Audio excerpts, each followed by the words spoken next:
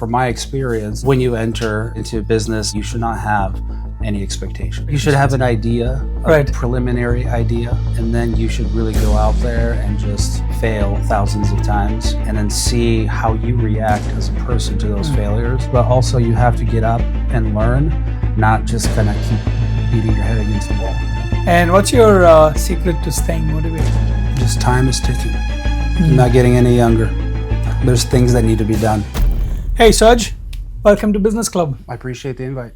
So what we're going to do here is, generally we do a small business spotlight and ask you a bunch of questions. The whole idea is to inspire the next generation of entrepreneurs. So any answers that you would give today, hopefully it'll inspire someone to take on a path that you have chosen or something similar. That's the whole idea. The whole series is called Small Business Spotlight, where you and your business is the spotlight. Well, I appreciate it. Hopefully we can make that happen. Yeah, cool. I'm excited about you after you told me what you did before and the bunch of ventures that you've been into and then you're continuing to pursue. It's very, very exciting. Yeah, I would like to think so. I try to keep my life as exciting as possible. So it's always nice to hear that someone else finds it exciting. Yep. So, and that's what intrigued me to find more about you. And then of course we met in Business Club. That made the connection. So tell me a little bit about your background. Your name doesn't sound like a typical American name, but I would love to know more about your background, where you grew up, where your college and other things. So feel free to spell it out. Well, I mean, as far as typical American name, what is that even anymore? I guess That's true. I guess my ancestors decided not to do like a John Smith type of scenario, which is fine with me. But I didn't mean any bad. I'll just mess with you. But as far as my background, my parents immigrated from Slavic countries. Okay. So Ukraine, Russia. Mm-hmm. My mom claims she might have some Jew in her as well. Okay. We'll take it. But so I'm a first generation immigrant here in America. Okay. That's great. So that's kind of our background. We came from nothing and just slowly building our way up. Cool. So I know you are into a lot of startups and you like building things. Can you just expand on that a little bit? Yeah. I mean, my first love was music. And from there, I really started understanding that I have a big interest in creating something from nothing. And from there, I kind of started diving into different industries. But they all really have one thing in common, which is just creating something from nothing. Right. So that's really my primary interest. I like problem solving. I like creating. Cool. And just meeting good people. Yep. Yesterday, actually, I was watching an interview, similar podcast with one big, huge industrial multi-billionaire from India. And then he was saying the biggest creative field that you can get into is business. So that was, you try to do that with music, a bunch of other things, and now you're into business. That's what's trying to relate that. Yeah. I mean, the more creative, the better for me. I mean, that's probably one of the main things you need in life in general to get yourself either out of a situation or into a good thing in life. You need creativity regardless of where you are. So cool. Very cool. So how has your upbringing and, early childhood actually influenced your approach to business and creativity? Well, probably in every way, just like most people. I mean, we came from nothing, so we kind of clawed our way through the mud and to a point where we could support ourselves and finally chase some of our ideas and try to bring them into fruition. So we've done all the jobs, with our parents, small, landscaping jobs to real estate, reposition homes. All of the things you can think of, we've done them. Cool. So, I mean, I've seen all sides of the blue collar industry, and I appreciate it. I love it. My passion is really kind of from the blue collar side, switching over into the white collar world. Cool. How old are you, by the way? Well, that's I don't know if that's appropriate to ask. No, I'm 34. That's why I said you look very young. Yeah, it's the Botox. Yeah. Cool. So tell me a little bit about where we were in Charlotte all along. Well, we moved here roughly around 6 years ago. Okay. Prior to, we were in upstate New York. Okay. So, but I've traveled everywhere in the country and out of the country, but primarily those are the two points. Yeah. Nice. Okay. Yeah. And I'm told just before our conversation started, you told me that you're a big on coffee. So can you go a little bit deep Well, into all the that? secrets out there, I guess. So, I mean, I don't know. I mean, how deep you want me to go into that, but it's just one of those things that I can't live without. So You said you have like 3 to 4 times a day. 3 to 4 on a good day. If I really need it, it might go overboard. I mean, I heard you were telling Yeah, the same I'm a thing that big, you were yeah. you were really leveling up. So I got some room to grow there, I guess. I think you were doing 8. You said. No, about 4 or 5. So you have to get Okay. better. That's really not good. So never know when it will knock me down. I don't know. I've heard. I don't know how if you've heard this or not, but 2 different points of view on the whole coffee thing. It's either good for you. Some years they Yeah. say, and some years it's bad for you. We'll just go with the good for you. We'll ignore the bad for now. Yeah. So how about you said you've done a few ventures. Can you walk us through from the first venture to the one that you're doing now and the future? As far as my own ventures that have somewhat succeeded, I would say it would be the first one would be Dent Kits. Okay. That was a teledental platform, basically that's intertwined with practitioners throughout the states, and it has a dental lab underneath that would operate in the states and also connected to out of the country as well. So its main objective was to connect customers that could not go into a clinic setting due to either being handicapped or living out there somewhere in the middle of nowhere, and bring dentistry to them. Okay. So that has been acquired, and the new owner is doing a good job. So when you say the dentists cannot reach them, so what do you mean actually? Were they going to their houses or something of that sort? No. So teledentistry is it's like online based dentistry via Zoom calls. It's like telehealth, but it's Yeah, the same teledentistry. thing. Okay. Exactly, you got it. So it's just basically using the powers of the internet to connect people remotely. Oh, okay. So it really came into play, especially in COVID. They're not meant for obviously surgeries and things like that, but No. They just- Specifically for prosthetics, like Okay. dentures, partials, things of that nature.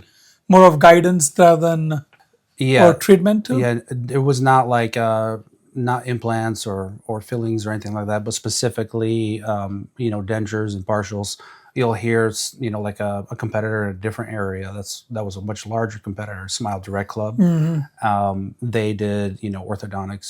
So this is specifically more on the prosthetic side Nice, of it okay. all. Yeah. And so you developed that. You did the platform actually connected.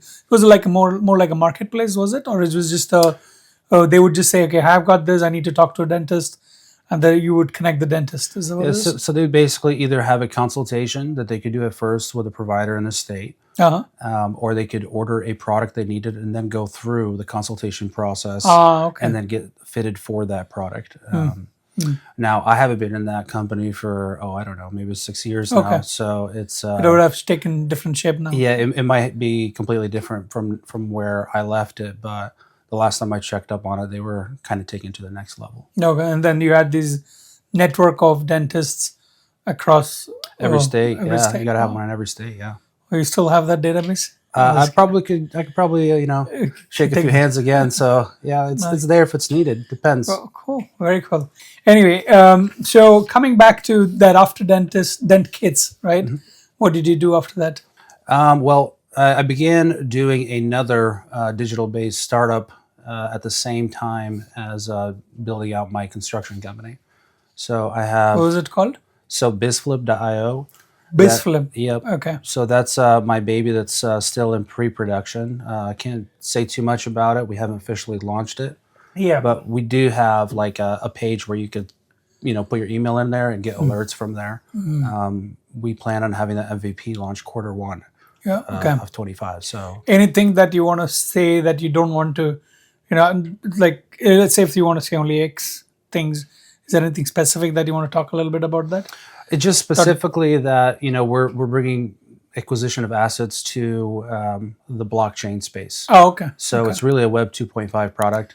Okay.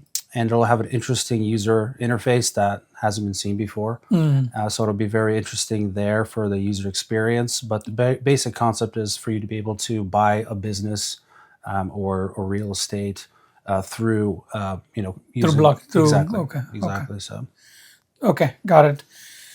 So, and after that, what did you do?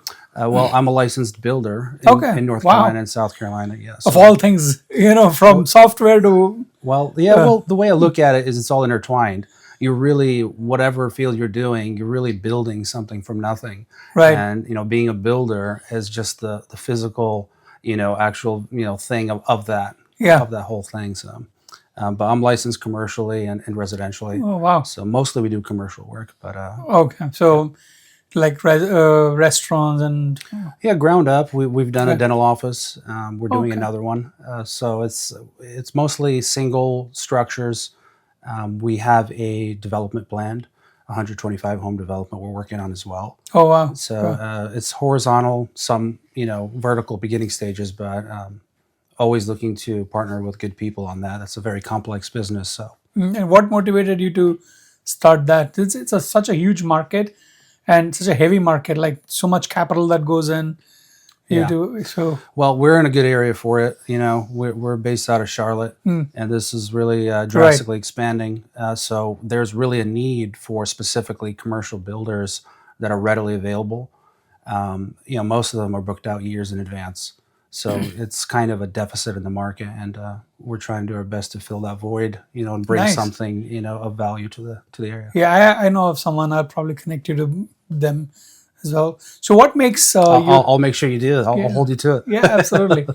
I know a builder who's actually working on developing some of the chess club, and I'm sure he's also looking out for partners and strategic alliances and things like that. As are we as well. Yeah. Okay, that's cool. So, tell me, how does your company HTL, right? HTL. And what does that stand for? It's high-end tech, Lux builders. Oh, So that's our high-end tech Lux builders. Okay. Yeah. So we originally had that name to make sure we attract the right kind of clientele that are geared towards what we want to build. Like for example, we have on the residential side, as I stated earlier, we don't really do too much residential, but when we do, it's more of a passion project where it's very creative. So, Yeah. So we have this one that's in pre-production. It's a 4,000 concrete-based luxury home that we're building in the area. It's very like abstract, and so we love doing that kind of stuff, and attracting the right clientele is really important. Just for me to Yeah, make sure of I'm course. doing it for the reasons why I got into Yeah. it. Yeah, it's not just the money, it's the passion and the creative juice that has to Absolutely, yeah. come out of it. Very good. So how does HTL stand out from the rest? There's a huge number of builders here. How do you stand out? Well, first of all, it's due how we are readily available. That's really one of the big things. Most builders are hard to get a hold of. Okay. So with us, we're an up and comer, I would say. Still, we're not a $150 million revenue company or anything of that nature. So we can have a very relational, kind Yeah. of conversation with someone and really get to the bottom of what their needs are. And in construction, there's always something that you got to resolve. Right. So it's a couple phone calls away, not 100 people you got to go through Yeah. to figure it out.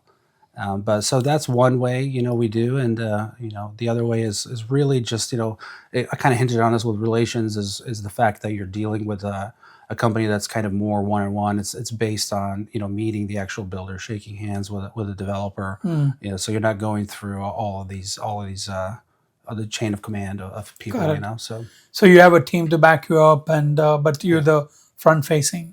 Yeah, we have a management team in place, and then we have subcontractors. We're truly built in a way to be a developer, because that's the path we're going towards, just to develop our own projects. Very nice. I do have a lot of commercial real estate people, which I'll connect you to later on. I'll hold you to that again. Yeah. Please keep me. Walk us through the process of transforming a client's vision into reality. Well, it really depends on the project. There's going to be a different process for a $1 million project or $100 million project. or we don't take anything that's generally speaking under $50,000. So right now our average job might be a $500,000 project. Okay. In a year from now, it'll be completely different since we're doing Right. a 60 million development deal. But the process will range depending on if it's commercial or residential, if it's custom or not. But generally speaking, we go through what the client wants, what they're looking for, what kind of experience they're looking for. Everyone's different and what they expect with their relationship with their developer. So some people might want to be more in the, kind of in the trenches with the team. Some want to be completely hands off and Right. only, bothered or have their attention brought to when there's a solution to something, So it really is custom tailored to the individual we're working with. Most of our people are business people, so Right. everyone has their own schedule, their own way of doing the things.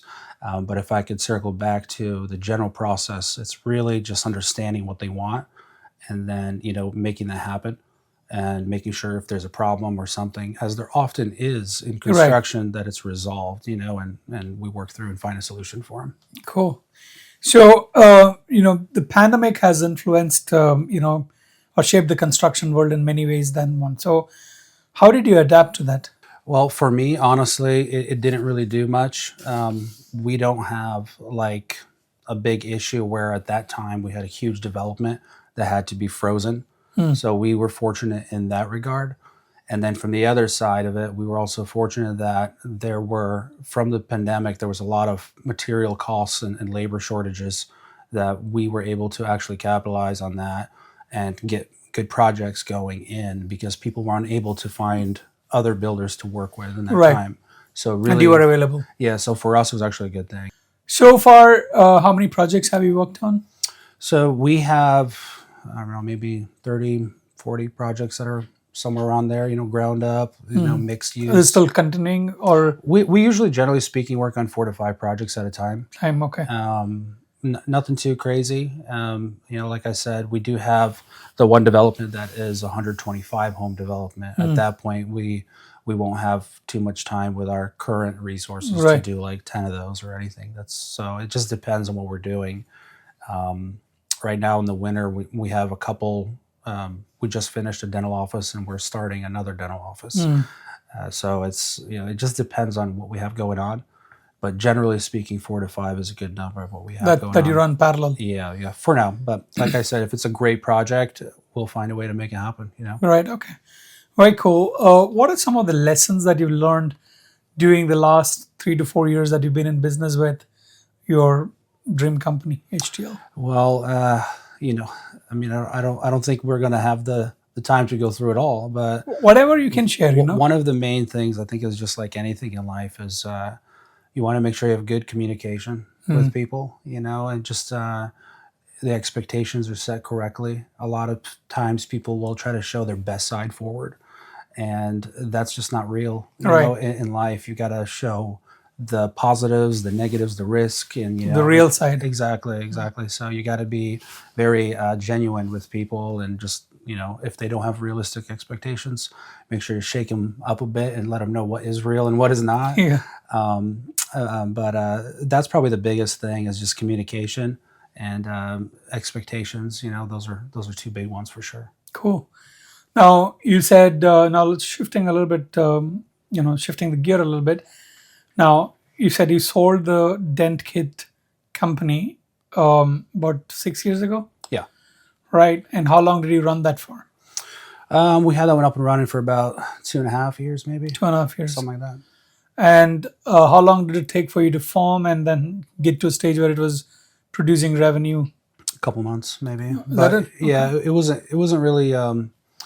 It wasn't really something at a couple months that could, it was great revenue. It was maybe $10,000 of gross revenue the first, couple months, and then just growing from there. Okay. But this was really what I would call a micro startup. Okay. It was not a funded company; it was self-funded company. Bootstrapped. Okay. Yeah, so I would say that this is not like a true 8-figure exit. It's a smaller company.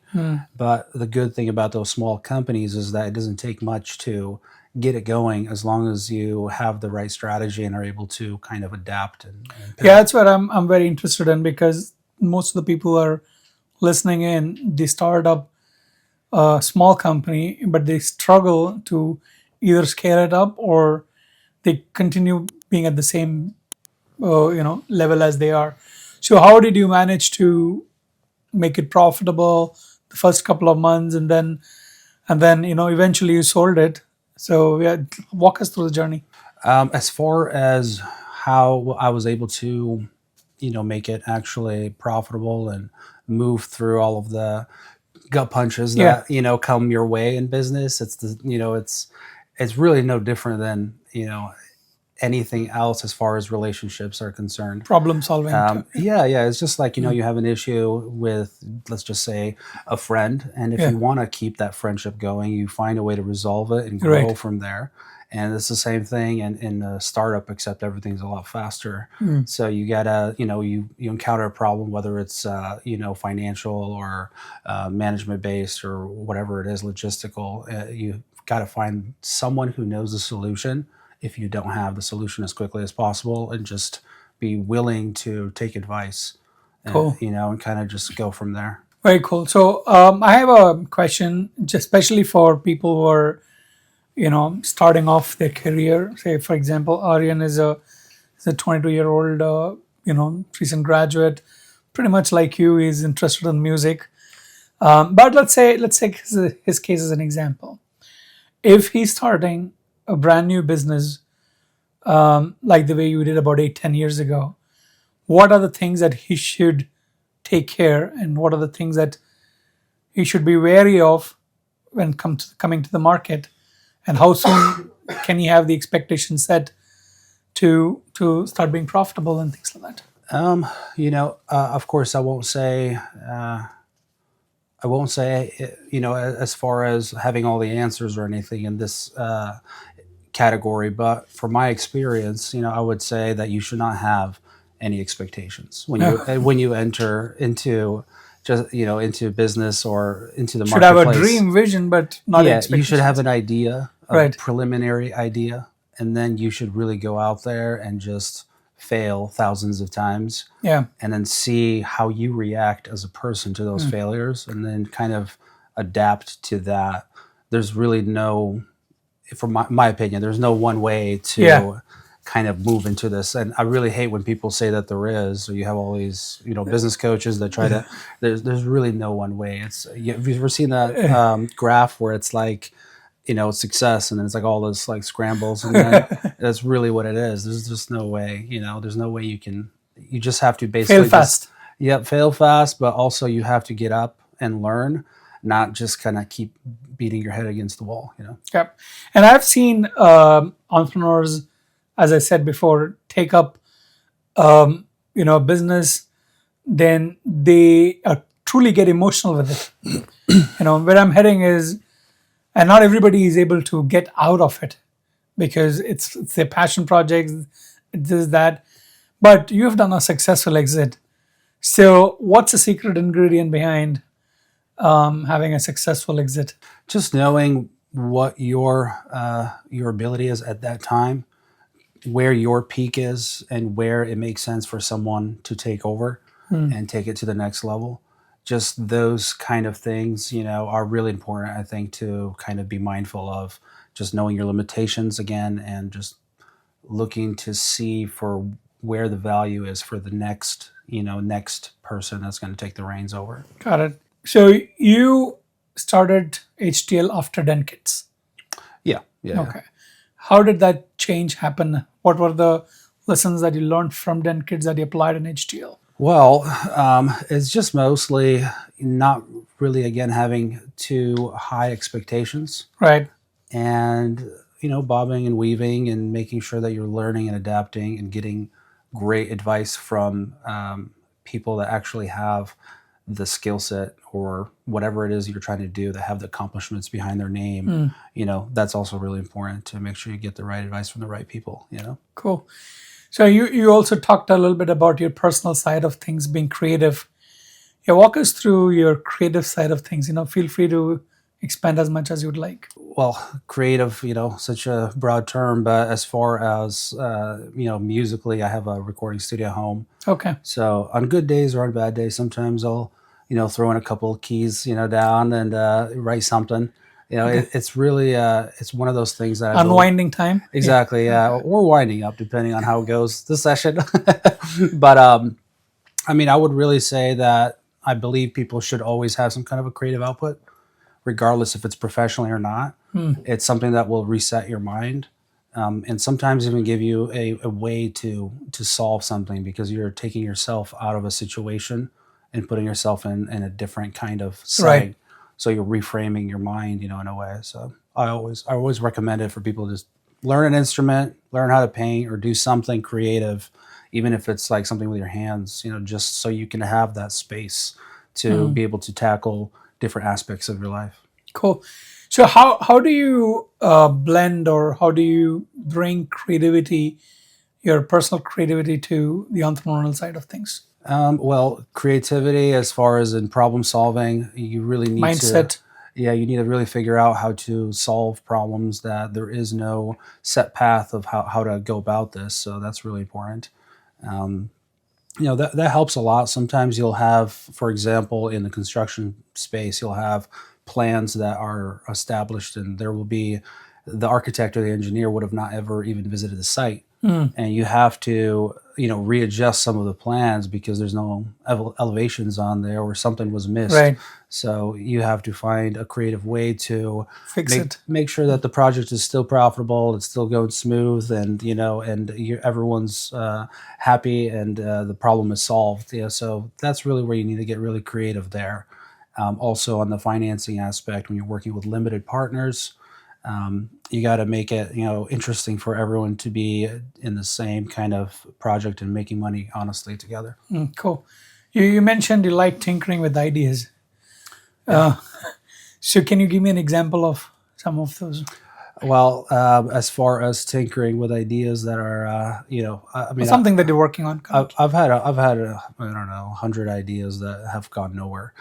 So I believe in tinkering. It's you might have an idea, and that idea is just complete garbage, but it might lead to the seventh revision of that idea might lead to something. Something, yeah. So Makes I sense. really believe in doing that, and really what I'm talking about is just having an open mind to just kind of experiencing something that might have came to you from a spare of the moment, and just going with it and seeing where it goes until Yeah. it's useful.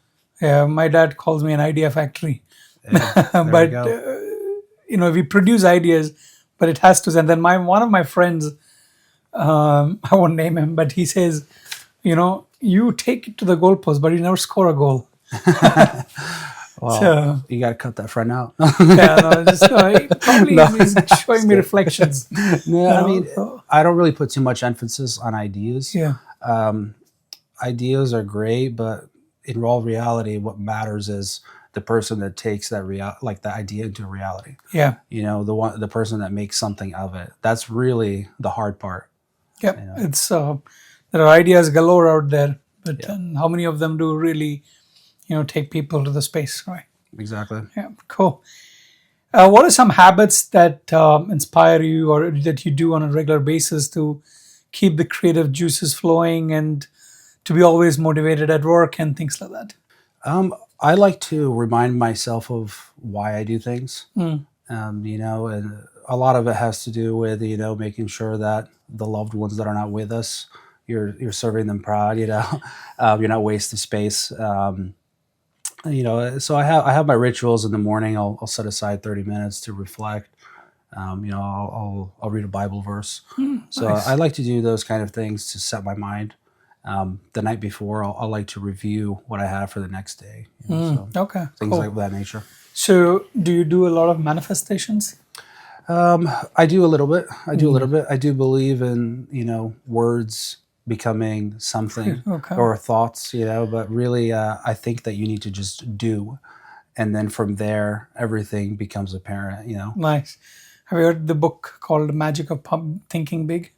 I don't believe I have, but you a good gotta book. send me a link there. Yeah, it's a pretty big, pretty good book, and I think one of the best sellers of all time. I don't remember the name of the person, but I think they talk about the power of spoken words.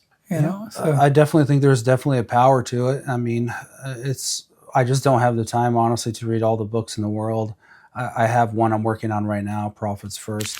oh yeah, well, Michael Yeah. Mikulovich. Yeah. So I mean, I'm always reading something. You Yeah. know, most of my stuff is more, sociological.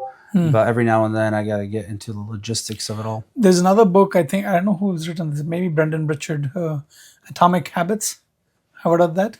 I've heard of it, but I haven't read it, to be honest. It's a pretty good book if you get a handle of it. There is an audiobook as well. It's really, really, really good. So, especially if you're I'll take your into, word for it. yeah, if you're getting into this, that's another one, Power of Zero. So it's, but the Atomic Habits and the Magic of Thinking Big is pretty good. Especially, it's going to help you with your multiple projects that you're working on. I like it. I Cool. read that one right there. Excuse The me. Compound Behind Effect. Think and Grow Rich. I read that Think and one. Grow, Yeah. Napoleon Hill. Yeah. That's pretty good. There's one day that as well, so which is the I read that one Compound too. Effect. Yeah. Dan Hardy. Yeah. So let's talk a little bit about industry trends. Where do you think the real estate market in Charlotte is going and elsewhere in the US? Well, it's hard to predict, but generally speaking, we're definitely expanding. Right. Currently, right now, there's a lot of people that are kind of just sitting on their hands waiting for the The new interest president to rate. come in and the interest rate as well. So it's kind of this, I know a lot of players in the area that just decrease their marketing spend for the next couple months. Okay. But as far as building and people moving into the area, we've got, what is it? I think like an average of 100 people a day moving in. Right. So, I mean, we're not stopping down, anytime soon here. So, How do you stay ahead of the curve? Real estate is just, it's been there and Charlotte is like growing like crazy. But how do you stay ahead? I think it's like most things, you just need to focus on yourself and continually educating yourself. That's really what matters. Just making sure you as a person are providing value to the market. Right. And as long as you're in front of those people, the market will respond. If you have value, of course. If Yeah, not, of course. Yeah. you'll figure it out quick and hopefully pivot. Value is the key. Yep. Yeah. Absolutely. And what are some of the key challenges that you anticipate in the coming months besides the interest rate going up or staying flat, despite the fact the president is coming in? For me, the actual difficulties are probably more around just growing the business. Making sure I'm connecting with the right people. So I wouldn't say it's something that will affect me on a macro scale. Most of my clients are referral based. They're people I know or have shaken hands with. So it's in our kind of world. I do mostly commercial work. Everyone really kind of gets to know each other. So that really is what matters, I think. It doesn't really matter what's going on in the world. If you have good, strong connections, Yeah. that's really what you should be focused on, meeting the right people that you connect with, not just, you're trying to sell them a product, but you guys actually care for each Right. other as well. Absolutely. Yeah. So you don't spend much money on marketing as such. I do at times. So in my industry, like you want to juice up the marketing around spring, and then taper it off in the summer, and then maybe sprinkle something in the fall. But it's in the commercial space, it really is all referral. No one's going to give you a $10 million project because based they on read your format. Google ad. Yeah. It's more like, hey, who knows this person, and what have they done? Really, Sure. that matters. So. Cool. Some questions for aspiring entrepreneurs. So someone who wants to start a business in real estate, or any other field for that matter, what's some of the most important piece of advice that you would like to give them? Get a good advisor. Coach, business coach. Yeah, I mean, I wouldn't say business coach, just more someone who's done it. Okay. That's really better. Business coaches, it's great logistically, but I feel like you need to get dirty and boots on the ground, so to speak. Find someone that's doing what you want to do, Right. and people I find will want to help you. Got it. So you mentioned about relationship being major part of your success or major part of your business. how do you go about building successful relationship? I know networking is one, but there are also many other aspects to building a relationship. It's not just networking. Yeah, I mean, I think networking itself, for the sake of networking, Yeah, is it might be a rabbit hole. yeah, You know, I'm sure you've yeah, yeah, seen a lot of networking events where if the connection isn't genuine, yeah. you guys really, wasting each other's time. Right, So, I mean, my way that I like to deal with things is really just a genuine connection first. And I find when you truly are interested in the other person or what they're doing, right. really everything stems from there. And really, what that really means is that you value someone else and they value you. I think that's really kind of the foundation of doing something together or partnering or a client, a Right. successful client relationship. Cool. So, what's the one mantra or advice that you have used throughout your building your business in making it successful? It depends. What, when I hit a dead end or when I hit a success? No, doesn't matter. Whenever, yeah, something Well- that has carried throughout your life. Well, I like to say probably the failures are more important for me because I'm sure you heard you don't really learn much from Yeah, succeeding, success. Yeah, which I'm not really sure about. But I will say from the dead ends, the one thing that is really important is to kind of know is that what I do is I say basically, is this all you have, in you? Was this the best idea you had and you ever will? And I find that really opens up, kind further of more a opportunities. different gear to really take on, the problem head on and kind of get the creative side of me going to solve it. So Cool. So, what's next for your HTL builders? well, right now we're under contract under this development deal. So we're right in the middle of assembling our limited partners and really doing the conceptual plan for the board to review.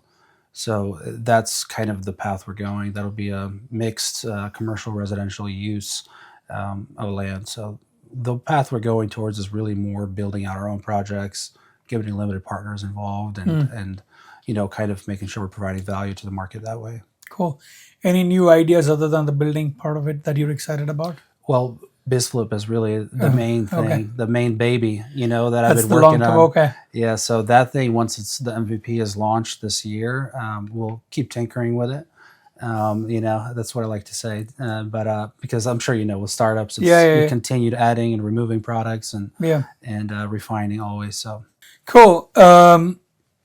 Now we'll switch to our rapid fire section. But before that, I wanted to know how you married? I'm married. Yeah, You married? Yeah. Okay. 3 kids. Three kids. That's right. Wow. Okay. How do you balance your life? Okay, We it's- don't really balance. I don't really know. We go through it together. Okay. So your wife is part of your. Well, she's absolutely, yeah. I mean, so she's definitely in more of the advisory role. She Okay. has a 6, 4, and 2-year-old to deal with. Of course. But absolutely, you got to have everyone on the same page when you're making decisions. It doesn't matter if they're big or small. Right. What does it say? I don't want to quote the Bible too much, but I wanted to say that there is a part there in the Bible where it says, like a king or someone of basically, leader role has counselors around them. So Yeah. I truly believe you gotta make sure you have, Yeah. advisors around They you. say you're the product of 5 people that you hang out with. So most of Yeah. them are. So if we they're don't hang out responsible- with anyone, right? Yeah. All good, all good. So what we do in the next section is, it's called the rapid fire, but it's really not rapid fire. We Semi-rapid. it's semi. You take as much time as you want, basically. They're questions. They're quick Let's go. questions. But no, leave it to you how you want to answer them. Sure. Okay. I think I know the answer to the first one. So it's coffee or tea. It's coffee. Both. Both. Yeah. Oh, I'm I surprised. have tea. Yeah, I have tea. Oh, you Come tea. on. Come on What's now. your favorite brand? I just do like Earl Grey, Okay. I mean Earl Grey, and then I'll put some milk into it. So you add milk into everything. You add coffee too. Oh, I grew up on milk. I would chug a gallon of milk a day. Yeah, yeah. Nice. Okay. Morning person or night owl? If I was left to my own devices, I would be a night owl. But I've become a morning Morning person person. over time. Yeah. You know what? almost every guest who have come here has said they're a morning person. Almost everyone. And surprisingly, all of them are business people. And the night owls they start off as night owls and then become a morning person. Yeah, yeah, I see that. The last book you read? Well, I'm reading it right now. It's The Profit Yeah, First. Profits First, yeah. What did you take out from that book yet? It's really a book of logistics, just making sure you're watching your cash flow, observing it, and it's the same concept as tithing. Really, they're trying to psychologically trick your own mind Right. into minimizing what your cash flow looks like. Truly, Operational expenses. Yeah. yeah. So you're kind of forced to subconsciously kind of control that. Yeah. It's a good idea. Yeah, it's been about 3 or 4 years that I've read. I think I have to read it again. I think he's come up with a new version of it also. He might, yeah.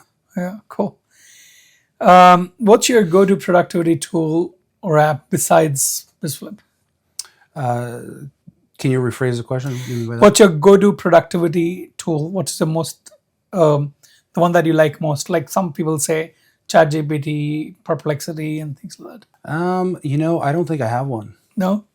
Yeah, LinkedIn? I mean, I really don't have a to go to. It's just whatever I need. Okay. But I will say probably music is probably the best. Okay, cool. So sometimes I'll just hit the keys to relax a bit and think. Right. Hey, what's your favorite place in Charlotte?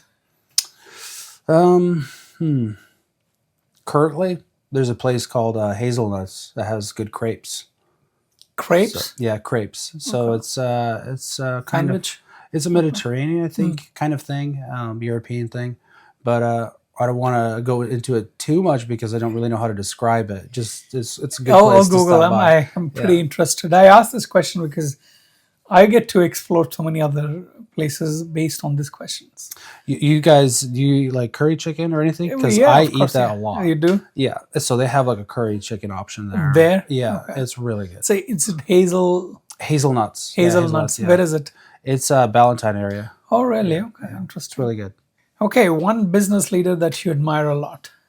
That's funny. I mean, I guess probably the most popular one right now would be Elon Musk. Okay, yeah, I was thinking that. Yeah. And the reason why I brought it up was just because I just remembered his quote where he was like, a friend of his said that business is like chewing glass and staring into the abyss, and that's kind of what, he came to my mind. But yeah, this is a good one. One thing that I liked about, have you heard his or read his biography?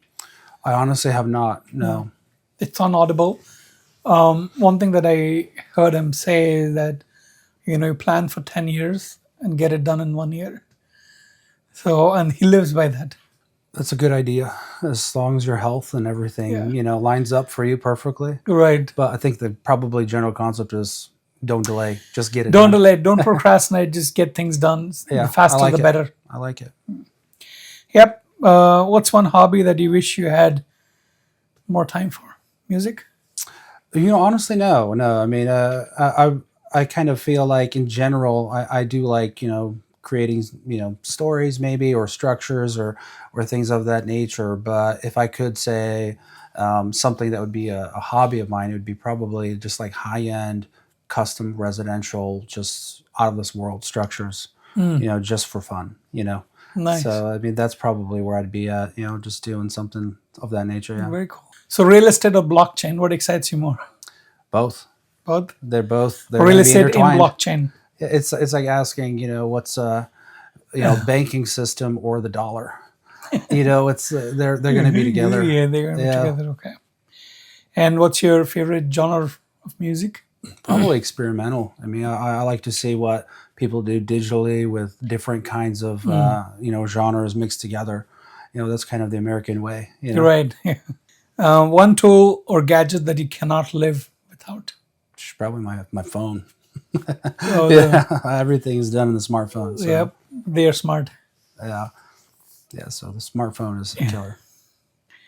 And what's your most memorable client project till date?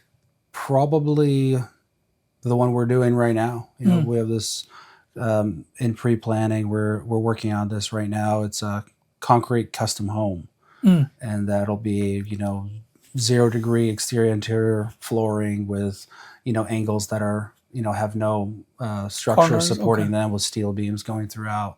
So that'll be very fun. Yeah. Cool. I would love to see it once it's complete. Hey, we'll see. We'll see if you'll stick around. Sure, you can have me back on here. I'll make that happen. Sure. Sounds good. So if you weren't an entrepreneur, what would you be doing? Same thing. Just tinkering with ideas. Tinkering with Doesn't matter ideas. if there's money or not in it. Yeah, we don't stop. Yeah, that's what we were wired. Yep. And what's the best piece of advice that you ever received? Probably biblically, the righteous man falls 7 times and stands up 7 times.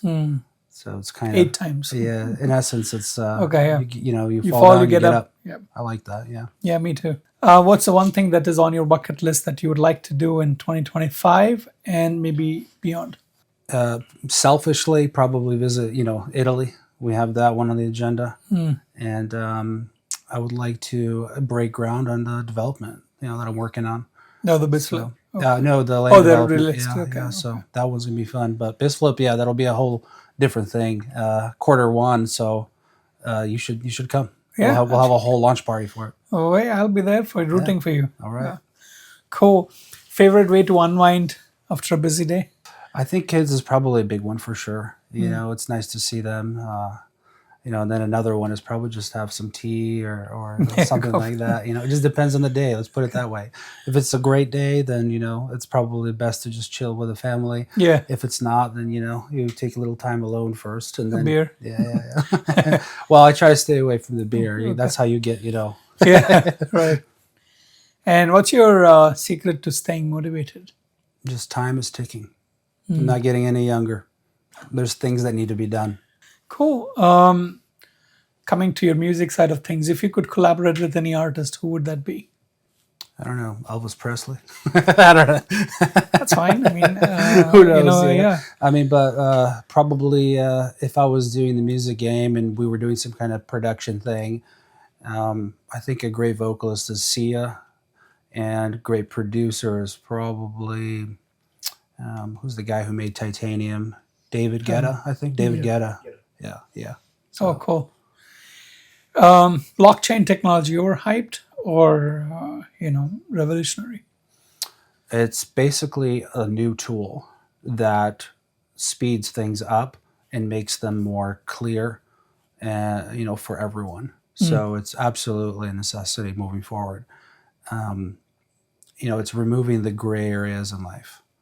So you think it is revolutionary? Oh, absolutely. It's just another tool that is needed. It's really needed, So, for example, when you're doing business internationally, it's really nice to see where the money's going. They're tracking all those. Yeah. So that's really important. It's basically upgrading the whole financial sector. Do you think the US will embrace it? I mean, it's really weird if they don't. I mean, this is America, right? Yeah, I exactly. mean, we should be all about the new things and, taking it to the next step. So it would be very strange, very un-American. Yeah. Let's just say that. But I know that there has been some pushbacks in the past. Nobody likes change. I Yeah. get it. People lose their jobs and everything, they have to learn. And the older you get, the less you want to learn. I get it, Yeah, you said it right. So, what's one of your favorite films of all time? Favorite film? Oh, man. Plenty. Probably 300 and Gladiator. Oh yeah, Mel Gibson. Yeah. Let's throw in. I don't know if Mel Gibson's in there, but I'll throw in another Gladiator one. is Mel Gibson, right? It's what's his name? Oh, Russell There we go. Right, There we yeah. go. Sorry Yeah, about that. yeah. Mel Gibson is the I other didn't guy. know either for a second. Yeah. No. Mel Gibson is.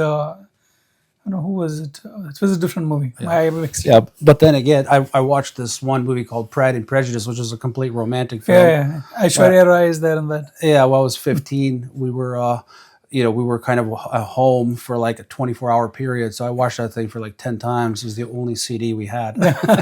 So, I mean, Yeah. I watched It's like it all. an American dude hanging out with an Indian girl or something of that sort. I don't really know, but the premise is basically it's a love story. And it's just this guy trying to get a girl the whole time. Okay. And finally, he breaks her down into convincing her to marry him, which I don't know is a good idea or not, Right. but that's what happened. Cool. If you had 30 seconds to pitch yourselves, what would you say? I think it's a micro version of elevator pitch.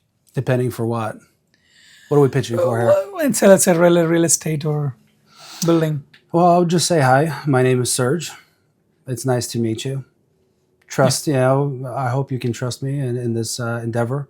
And if not, just let me know right away. Here's my plan. Cool. Yeah. Very cool. Final question. Along the in the last 6 to 8 years that you've been in business, what has been some of your favorite moments? And I know you like failures, but like as in a positive I love way. them. You love them, yeah. So what has been some of those failures that actually motivated you to do things much better? Probably from the very first startup I've done, with Denkits, the very first iteration, we didn't even have the understanding that you would have to have practitioners involved.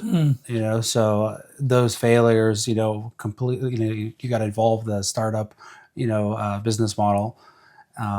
So generally speaking, that would be one, that'd be a good example, or just communication in general. Sometimes you'll have a communication breakdown that you realize you need to level up your ability to explain yourself, Right. and to listen also, more importantly. I feel like, Cool. I promise this is the last question. So Okay. what's your plan for the next 5 years, 10 years, or rather, where do you see yourself in 5, 10, and 20 years from now? Shaking hands and making deals. Awesome, man. You're the best. Nice to meet you. Nice to have you here. It was a pleasure. Such a, at a young age, you've done so much, and I wish you all the very best. I hope you do much bigger and better things for everybody. And hopefully I'll be, coming to you for a new commercial project. I like that. I wish you much success as well. Thank you so much. Have a great one. Thanks. Hey guys, I hope you really liked the video. And if you did, please like, subscribe, and comment. And we would like to reach many more small business owners. I would really appreciate if you can share the video with them as well. Thank you, and see you until next time. Have a great one.